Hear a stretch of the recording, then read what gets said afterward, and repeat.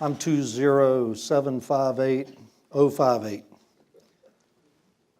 Many of you once knew me as Howell Woltz, but the federal government took my name away 8 years ago and gave me this number instead.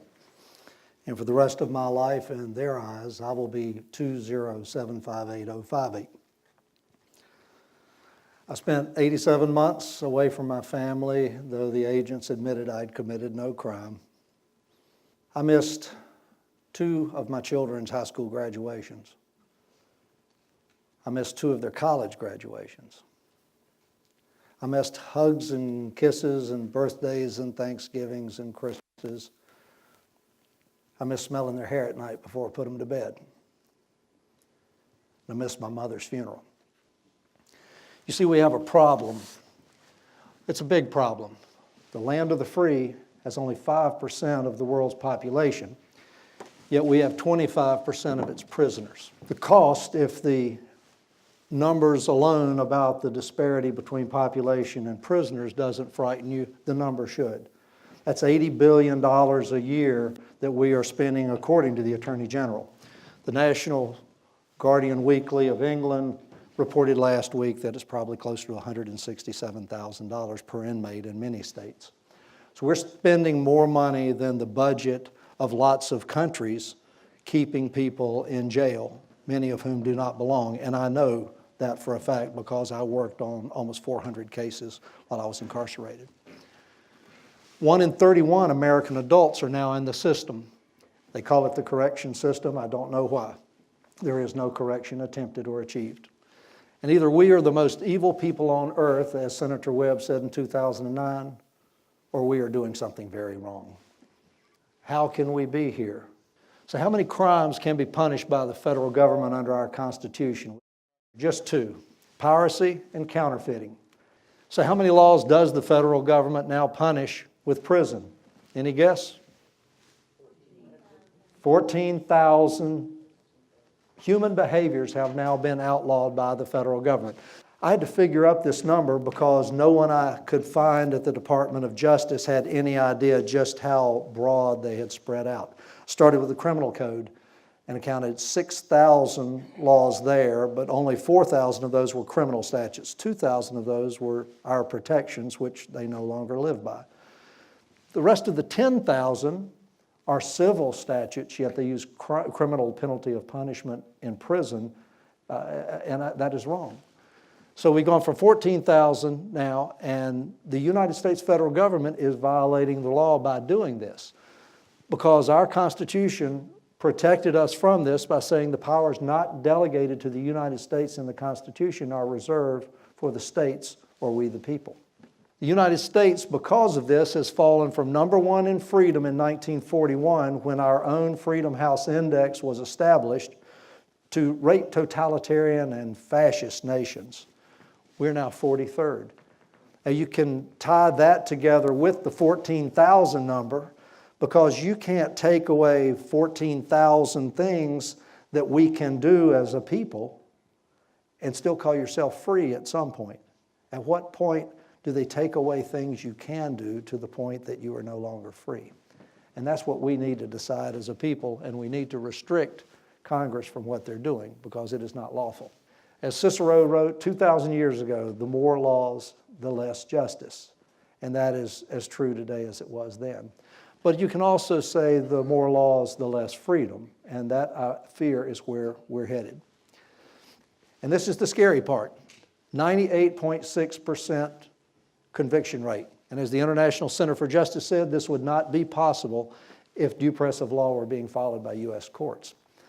To tie that together, imagine that 14,000 laws. Let's use your yard around your house. 14,000 mines planted in the yard. You got to pass through that yard to get to your car to take your kids to school, to go to work, to go buy groceries. Now you've got to traverse that ground and hope you don't catch one of these mines. Because I promise you, if you step on one of these mines, your life has changed forever. You will have a big scarlet F on your chest for the rest of your life. You won't be able to vote. You won't be able to defend your family. Your constitutional rights will be stripped from you. That's where I am today. 1 out of 4. That's how many people now, according to the United States Department of Justice, have a criminal record. They've lost their right to vote. They've lost their right to defend themselves and their families. I can't even go quail hunting. I can't even protect the animals on the farm from predators, much less defend myself. You lose your rights, and if a quarter of America has lost its rights, can we call ourselves free? So how many felonies does the average American commit a day? 3. The average American commits 3 federal felonies a day and does not even know it.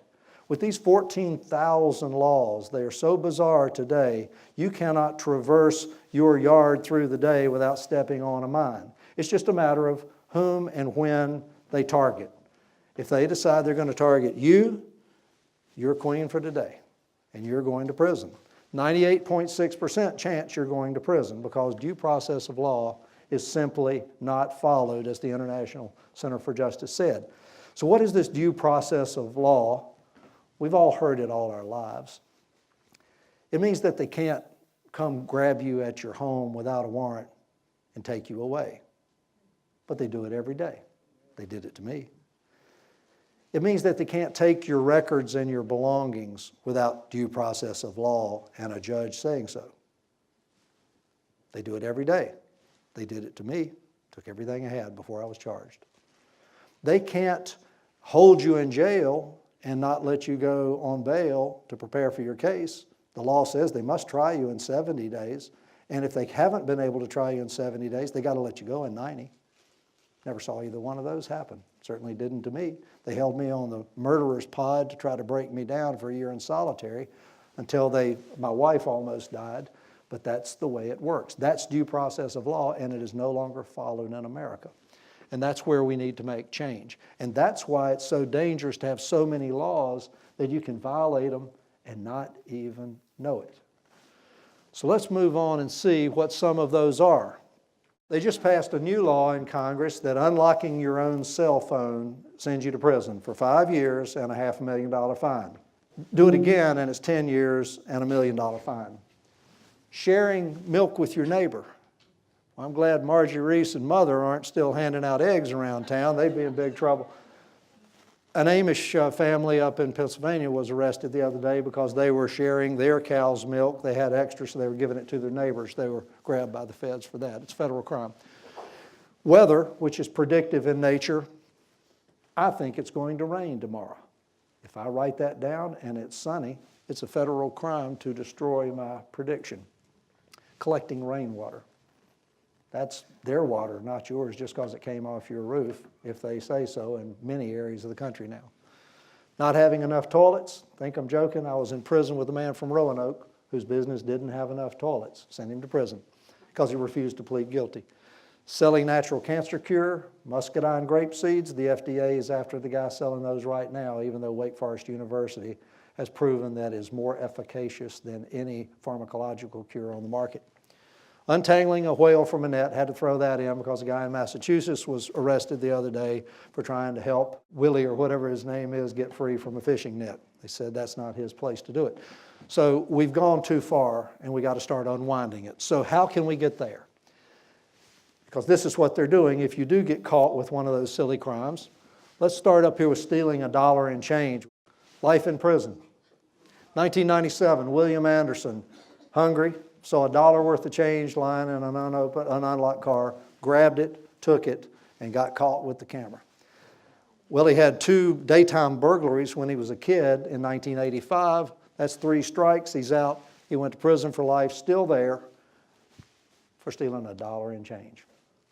Number 2, attempt to buy marijuana. Sanchez Hudson in Charlotte got 32 years in prison for attempt to buy marijuana, though there's no such law. Double homicide. 8 years in prison. 48 months in prison is the average now for murder, rape, robbery, and aggravated assault. That's what I call real crime. But now, real crime gets 48 months. Let's go on to the next one, possession of an ounce of cocaine. Antonio Del Rey Smith got 16 years and 8 months. And I want to highlight the difference because for an ounce of cocaine, he's going to have to do every day of that 16 years and 8 months because that's a federally mandated sentence. You got to have a minimum. Mills, my neighbor in Charlotte, who committed cold-blooded murder of 2 people just to watch them die. 8 years and he's out because he can get parole after 5 years. Home. Last one, charges acquitted by a jury, 10 years in prison. Stephen Todd Ashworth, wonderful, wonderful guy from West Virginia, former basketball star, and the jury in Beckley acquitted him of the charge of conspiracy. The Fed said, we want him anyway, so they tacked on as an enhancement, they called it, the 10 years anyway, though when you are acquitted by a jury, that ends it. You can receive no punishment. I fought it all the way to the Supreme Court, and none of the courts that should have overturned it would do so. Why? Because our government will not admit mistakes. And you can't change a situation in your own life, in your town. You can't create change unless you first admit there's a problem. We did here in Mount Airy. It's about time they did in Washington. But here's our goal. We only got 545 people in this country, if not the world, that can change this situation. We got 435 members of the House of Representatives who basically make the law. We got 100 senators who more or less approve it. We got 9 Supreme Court justices who are supposed to make sure those laws fall within the boundaries of the Constitution. And we got a president that signs them into law. 545 people. We can get to those 545 people and say, wait a minute, you're doing this in our name.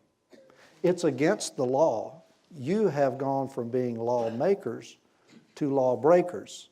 We want our country back. If these 545 people refuse to change, then I think it's time to change them. I'm not talking about a revolution. It's too late for that. I'm talking about a devolution back to the rule of law. The ultimate rule of law is our U.S. Constitution. It's a contract. That's all it is. Everybody in here's made a contract. I say I'm going to do this. You say you're going to do that. I gave up certain rights and privileges for the government in exchange for their protecting the borders from pirates and protecting us to some degree and keeping the trade between the states open, free, and fair. That was it. One of us is in violation of our contract. It's not us. We're doing our part. We're going to close this up by quoting our wonderful Thomas Jefferson, resistance to tyrants is obedience to God. If you don't like Thomas Jefferson, I got another one for you. Woe to those who decree unjust statutes and to those who record unjust decisions to deprive the needy of justice and to rob the poor of my people of their rights. Ladies and gentlemen, I cannot think of a better description of what our justice system is doing today. It is robbing the needy and the poor and everyone of the justice they deserve and their rights. Martin Luther King said that oppression and cruelty by bad people, that's not as bad as those good people being silent about it and standing and watching it happen. It's our fault if we know it and we do nothing about it. It's time to speak out. Because the only thing necessary for evil to win is for good men and women to do nothing. It's already won if we don't do something. And that is what we're here to do. We want to take action. Because I don't want you to miss your children's graduations. I don't want you to miss your children and grandchildren's birthdays and holidays being with them. I don't want you to spend a minute away from your families and friends. It's not right.